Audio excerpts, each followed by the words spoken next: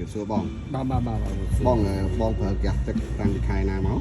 បាទនៅក្នុងខែ4 ហ្នឹងហើយ បាទ ដល់ឥឡូវវា6ខែហើយ បាទ បងសុំប័ណ្ណពិសោធន៍ប្រើហ្គាសទឹកនោះបងជួបថាប័ណ្ណពិសោធន៍បងប្រើហ្នឹងបងមានការពេញចិត្តកន្លែងណាខ្លះបង ប្រើបូឡានខ្ញុំឡានប្រើហ្គាសទេ បាទ បាទអញ្ចឹងតាំងពីខ្ញុំប្រើមកដូចជា snow ឡាន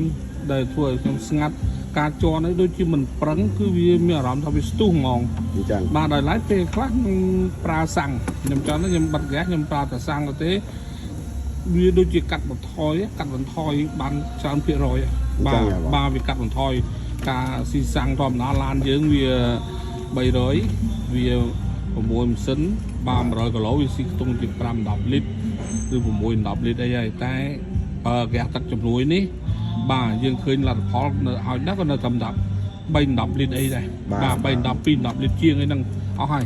បាទឃើញចំណេញមែនឃើញចំណេញឲ្យគូទៅឲ្យ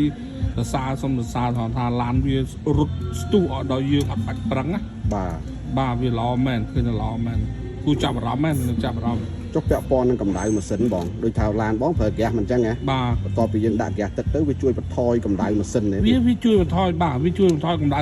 សាំងវិញ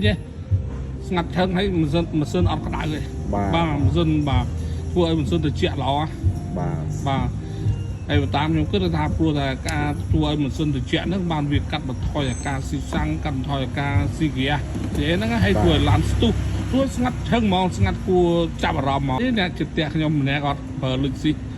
400X ដែរគាត់ប្រើ 400X គាត់មកឆ្ងល់គាត់ថាចុយទៅឡានគេ300រត់កាត់មកផ្ទះឲ្យស្ងាត់ឈឹងអត់មានលឺសម្លេងលើឡានឯងលឺដល់ហើយ ថ្ងៃនេះបងមកទទួលការថែទាំបង 6 ខែហើយ បាទថ្ងៃនេះខ្ញុំមកទទួលការថែទាំបាទដោយ អត់មានគិតជាថ្លៃសេវាអីទេណា បាទ បង ហ្នឹងហើយបងមានគិតថ្លៃសេវាទេបាទជួយមើលថែឲ្យបាទលាងឡើងមកស្អាតឲ្យវិញ បាទអរគុណច្រើនបង បាទអរគុណ